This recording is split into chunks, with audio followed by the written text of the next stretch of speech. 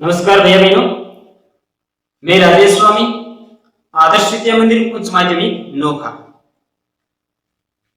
इस YouTube channel पर आप अपने सभी भैया बहनों को सेंड कीजिए तथा ज्यादा से ज्यादा हमारे चैनल को लाइक एंड सब्सक्राइब कीजिए, क्योंकि आपके साथ साथ में सभी भैया बहनों का फायदा हो, उन्हें भी इस चीज का लाभ पहुंचे और वह भी अपने अध्ययन को जारी रख सके। इसके लिए आप हमारे चैनल को ज्यादा से ज्यादा शेयर कीजिएगा, सभी भैया बहनों के पास में इनको भेजिएगा। तो आइए शुरू करते हैं। आज हम कक्षा 8वीं का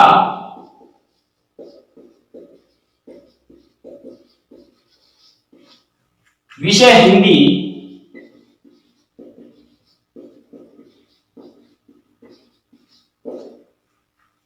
और पाठ अपना है पहला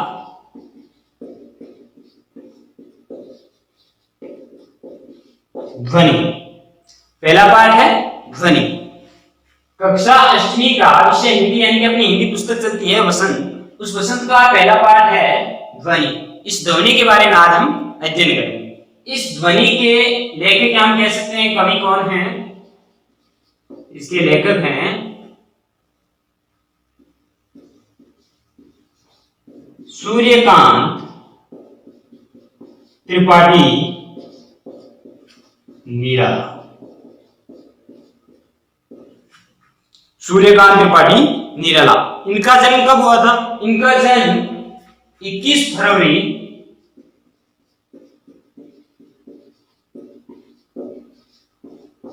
1896। इनका जन्म हुआ था 21 फरवरी 1896। स्थान क्या था? स्थान था मेदिनीपुर,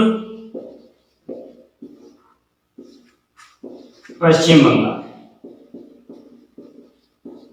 अब आपका यहां पर एक प्रश्न मैं आपसे पूछता हूं कि आप बताइए कि 21 फरवरी को कौन सा दिवस मनाया जाता है? क्यों?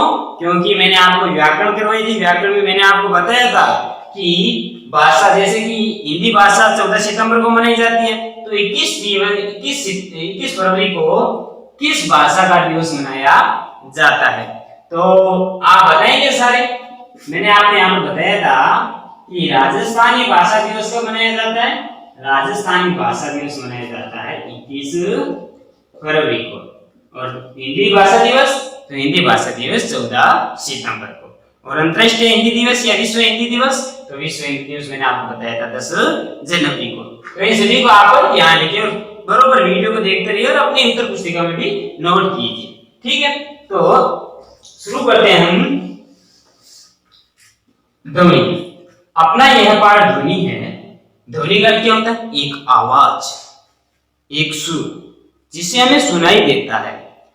इस पाठ में कवि ने, जैसे कि सूर्यकांत त्रिपाठी जी निराला जी हैं, जो एक छायावादी कवि है।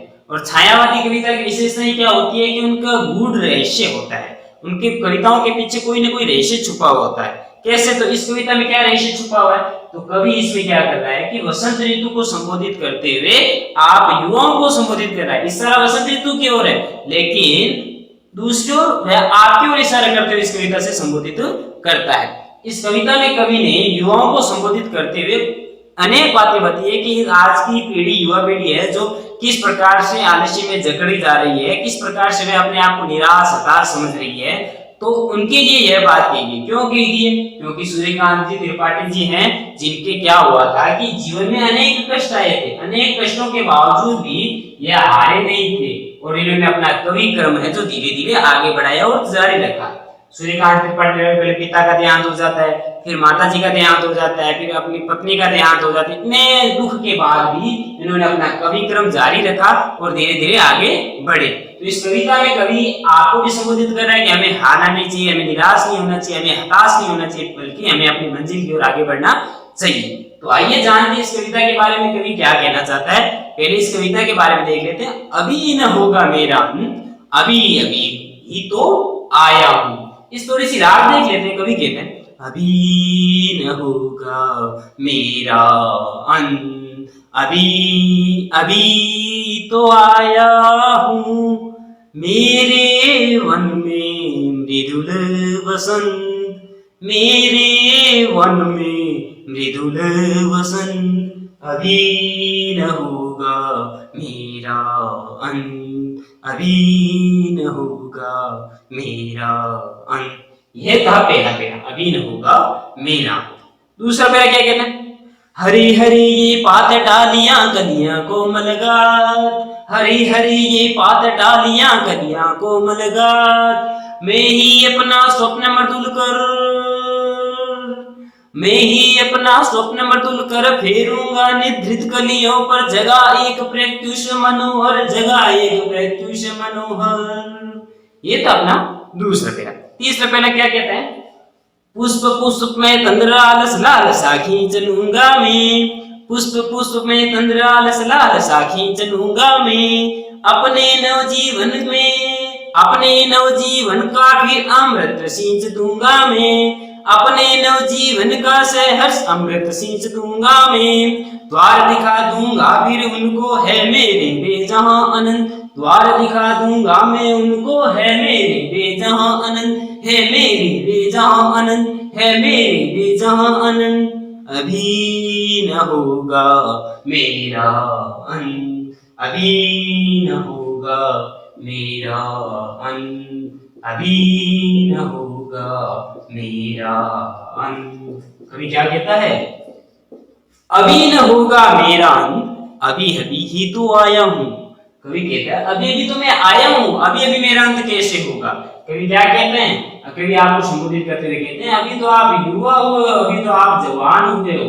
आपको संबोधित, यूथ को संबोधित करते हुए कवि कहता है, युवाओं को संबोधित करते हुए कवि कहता है अभी भी तो आप जवान हुए हो, अभी आपका अंत नहीं होगा। जैसे वसंत ऋतु आती है तो उससे पहले सारी पत्तियां झड़ जाती है, पेड़ों की पत्तियां, फल फूल सारे झड़ जाते हैं, पत्तियां सुनसान हो जाती है, एकदम निर्जर जैसे हो जाते हैं। लेकिन जैसे ही वसंत ऋतु आती है तो उनकी नई पत्तियां खिलती है, नए फूल खिलते हैं और वह नई नई पत्तियों फूलों के साथ में रंग बिरंगी छटा भी खेलता है। उसी प्रकार से कवि भी आपको संबोधित करते हुए कहता है कि अभी आपका अंत नहीं होगा।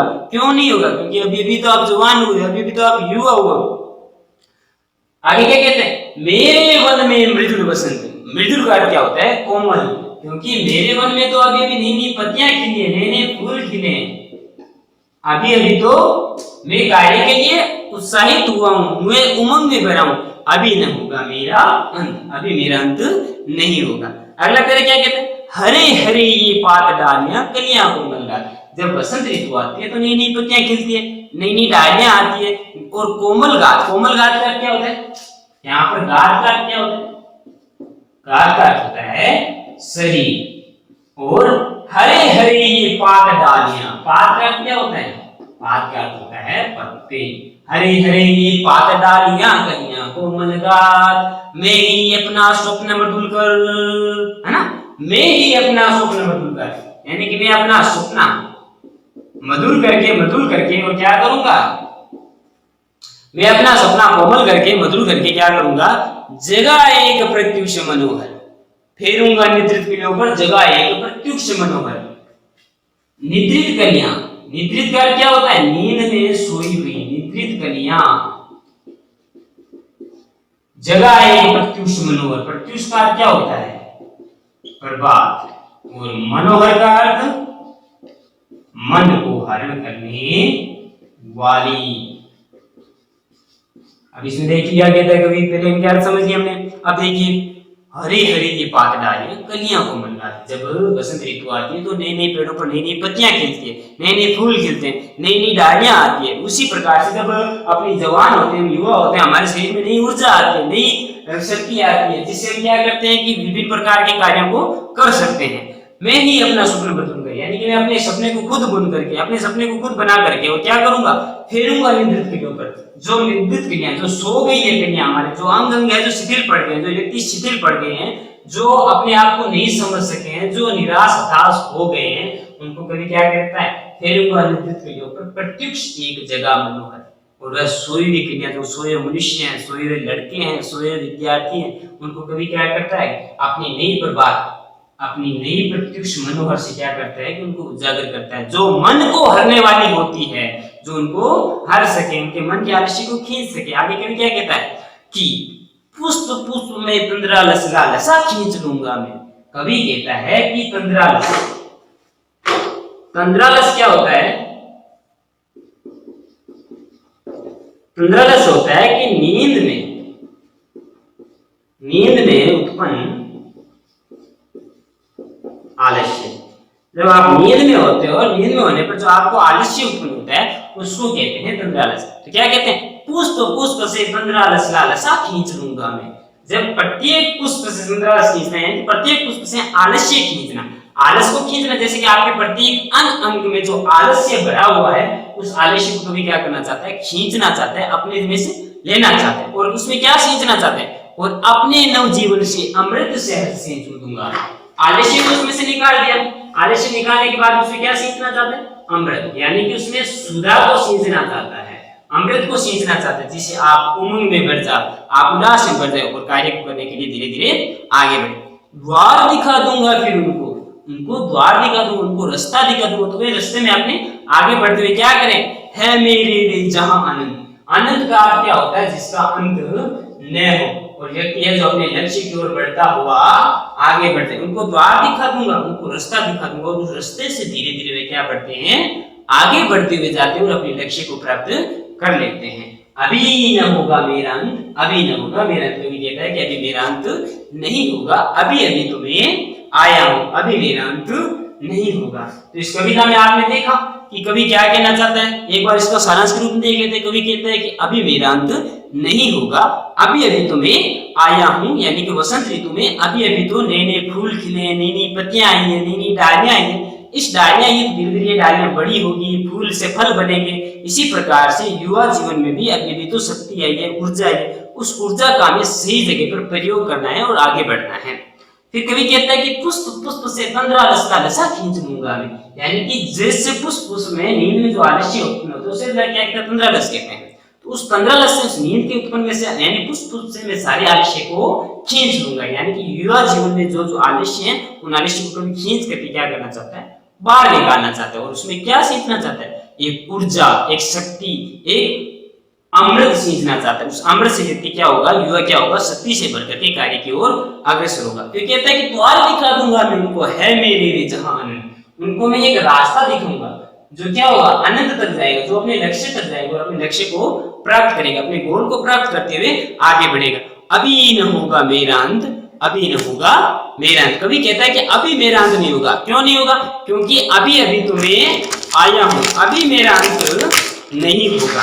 कवि कहता है कि अभी मेरा अंत नहीं होगा, अभी अभी तो मैं आया हूं। आगे देखिए कवि क्या कहना चाहता है। आगे कवि कहता है कि इस पाठ में हमने देखा कि कवि क्या क्या कहना चाहता है और हमें किस किस प्रकार से संबोधित करते हुए कवि कौन कौन सी बातों को करना चाहता है। अब हम इस पाठ के कुछ प्रश्नोत्तरों को देखते हैं। पाठ का सारांश समझा, पाठों के कठिन अर्थ समझे आपने, इन कठिन अर्थों को आप अपनी उत्तर पुस्तिका में नोट करेंगे, ठीक है। अब देखिए आगे इस पाठ के प्रश्नोत्तर।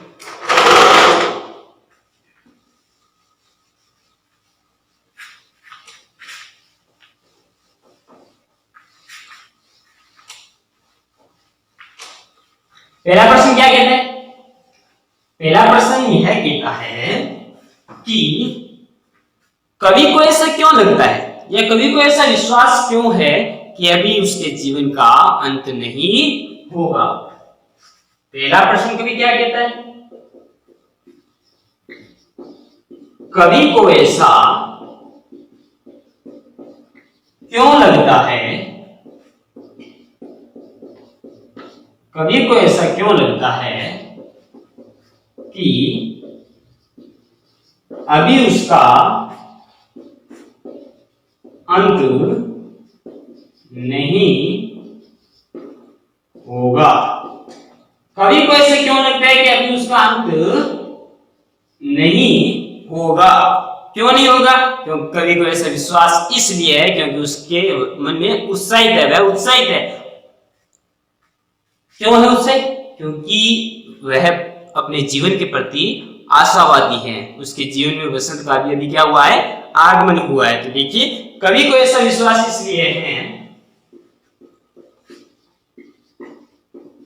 कवि को ऐसा विश्वास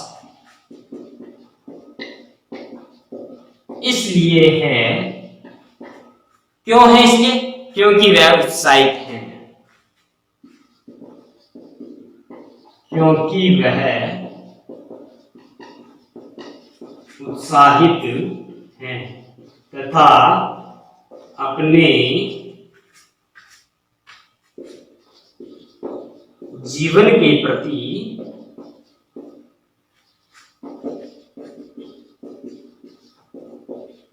आशावादी है। वह अपने जीवन के प्रति क्या है?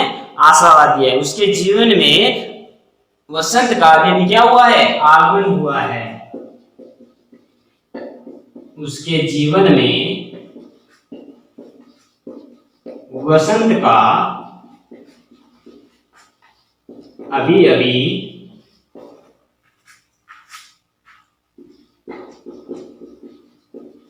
आगमन हुआ है। और क्या कहना चाहता है वह? उसके जीवन में अभी भी वसंत का आगमन हुआ है, अर्थात उसका कवि क्रम है तो क्या हुआ है? शुरू हुआ है। अर्थात उसका कवि क्रम शुरू हुआ है। वह कवि क्रम को शुरू किया, उसने कविता की रचना करनी शुरू की है। उसने अपनी रचनाओं के द्वारा समाज को क्या किया है? बेहतर बनाना है। क्या करना है उसको? उसको अपनी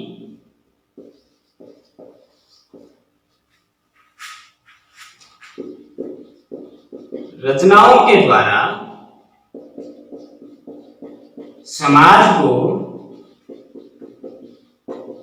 बेहतर बनाना है। ठीक है। कवि को ऐसे क्यों लगता है कि अभी उसका अंत नहीं होगा? क्यों नहीं होगा? क्योंकि कवि को ऐसा विश्वास इसलिए है क्योंकि वह उत्साहित है अपने कार्य के प्रति। जब आप उत्साहित होते हैं तो कार्य को लगन से करते हैं तथा अपने जीवन के प्रति वह आशावादी। आशा क्यों है उसको? क्योंकि उसके जीवन में वसंत का आगमन अभी अभी हुआ है। और अर्थात क्या हुआ है? कवि क्रम करना। उसने रचनाएं करनी शुरू की और अपनी रचनाओं के द्वारा समाज को क्या बनाना चाहता है? समाज को और बेहतर बनाना चाहता है, सामाजिक बुराइयों को दूर करना चाहता है। अब दूसरा प्रश्न कवि क्या कहते हैं? फूलों को अनंत तक विकसित करने के लिए कवि कौन कौन से प्रयास करता है? व्यक्ति को फूलों को अनंत तक। प्रश्न दूसरा लिखिए, फूलों को अनंत तक विकसित करने के लिए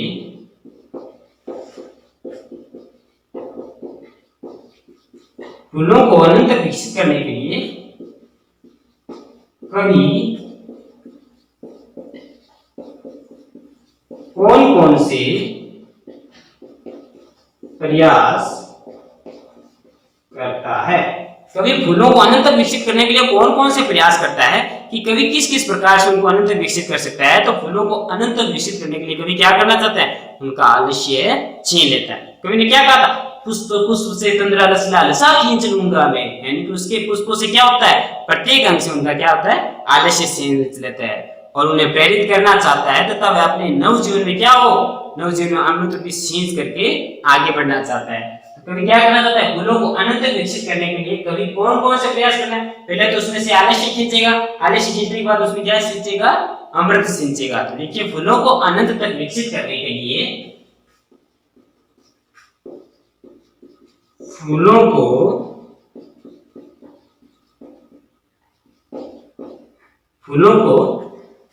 अनंत तक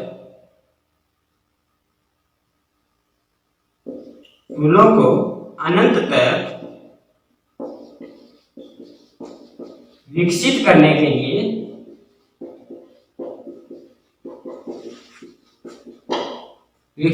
के लिए वे क्या करना चाहता है? कवि उनका आलस्य छीन लेना चाहता है। कवि उनका आलस्य छीन लेना चाहता है। उनका आलस्य छीन लेगा। आलस्य छीनने के बाद उसमें क्या सिंचित करेगा? उन्हें प्रेरित करना चाहता है। उन्हें प्रेरित करना चाहता है तथा और क्या करेगा वह? और उनमें क्या सिंचेगा? और उनमें अपने नवजीवन रूपी अमृत को सींचना चाहता है तथा उनमें अपने नवजीवन रूपी अमृत को सींचना चाहता है। ठीक है, तो इन 9 प्रश्नों को आप बताइए कि फूलों को अनंत तक विकसित करने के लिए कभी कौन कौन से उपाय करना चाहते हैं, कौन कौन से प्रयास करना चाहते हैं। तो फूलों को अनंत तक विकसित करने के लिए कभी उनका आलस्य छीन लेगा, आलस्य छीनने के बाद उन्हें प्रेरित करना चाहता है तथा उनमें से नवजीवन रूपी अमृत को सींचना चाहता है। पूछा भी जा सकता है, अगर बाबा ने पूछ लिया कि पुष्प से तंद्रा रसा खींच लूंगा मैं, अपने नवजीवन से अमृत से हर्ष सींच दूंगा मैं, इस पंक्ति का भावार्थ स्पष्ट कीजिए। तो हम इस पंक्ति का भावार्थ यह स्पष्ट करेंगे। ठीक है, तीसरा प्रश्न देखिए, आप स्क्रीन को रोक करके और एक बार इसको अपनी उत्तर पुस्तिका में इसको नोट कीजिएगा। ठीक है, मैं मिटा रहा हूं। तीसरा प्रश्न देखिए,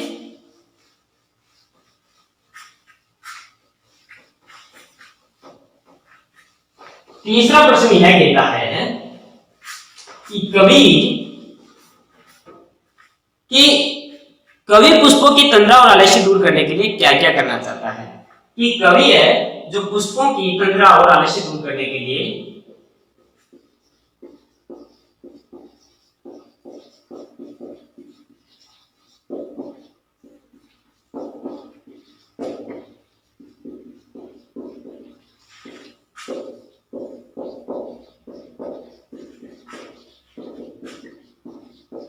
कवि पुष्पों की तंद्रा और आलस्य दूर करने के लिए क्या क्या करना चाहता है।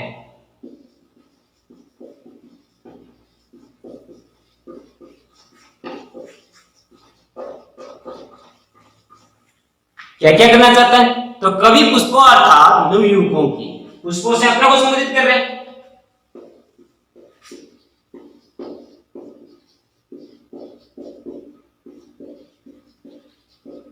अर्थात नव युवकों की।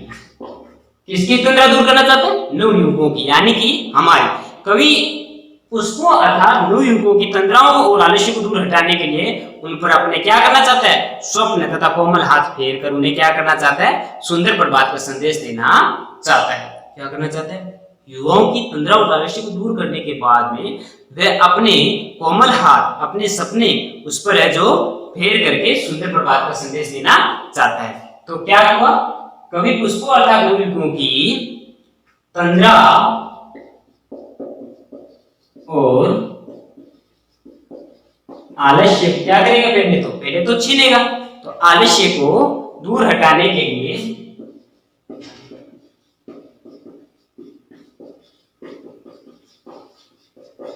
आलस्य को दूर हटाने के लिए उन पर अपने स्वप्न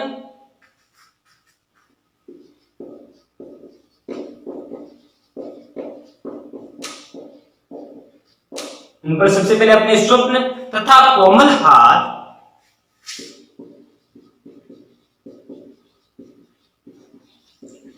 साथ में आप इसको सूत्र के आधार पर भी लिख सकते हैं, जैसे जैसे मैं बोलूं आप बिना देखे नोट लिख लीजिए। तथा कोमल हाथ फेर कर फिर मिलान कीजिएगा कि क्या सही लिखा है हमने या गलत लिखा है। कोमल हाथ फेर कर उन्हें सुंदर प्रभात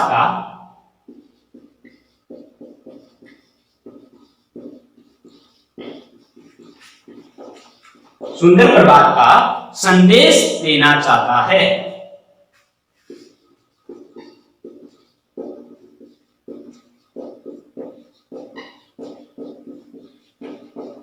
सुंदर प्रभात का संदेश देना चाहता है ताकि वे सजग और प्रेरित हो, ताकि वह सजग और प्रेरित हो, सजग हो और प्रेरित हो एवं अपने सुकर्मों से समाज में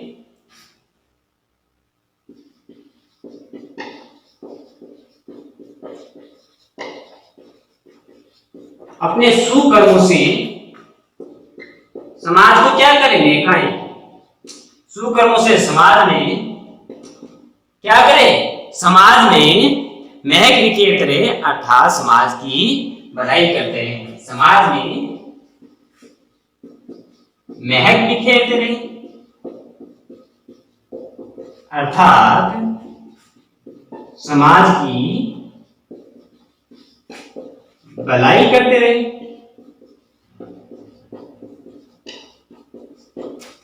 तो आपने जाना कि कवि पुष्पों की तंद्रा वाले शुरू करने के लिए क्या क्या करना चाहता है। तो कवि पुष्पों के अर्थात इसकी नवयुवकों की तंद्रा वाले शुरू हटाने के लिए उन पर अपने स्वप्न अर्थात कोमल हाथ फेर कर उन्हें सुंदर प्रभात का संदेश देना चाहता है, ताकि वह सजग और प्रेरित हो तथा अपने सुकर्मों से समाज में क्या करें, महक बिखेरते रहे अर्थात समाज की भलाई करते रहे। ये आपके पाठ्य पुस्तक के प्रश्न हुए। अब आपकी किताब में कुछ व्याकरण के प्रश्न आ रखे हैं, जैसे विशेषण आ रखा, विशेषण किसे कहते हैं, विशेषी किसे कहते हैं या प्रविशेषण किसे कहते हैं, इनका हम एक अलग वीडियो बनाएंगे। उसमें विशेषण की आपको परिभाषा, विशेषी की परिभाषा, प्रविशेषण की परिभाषा और साथ में विशेषण के भेद भी बताऊंगा, यानी कि हम विशेषण उसमें पूरा करेंगे। ठीक है, तो ये पाठ्य प्रश्न उत्तर आपको अपनी उत्तर पुस्तिका में करने हैं और साथ में याद करने। अगले वीडियो में हम उसकी भाषा की बात में विशेषण पढ़ेंगे। ठीक है, जय हिंद, जय भारत।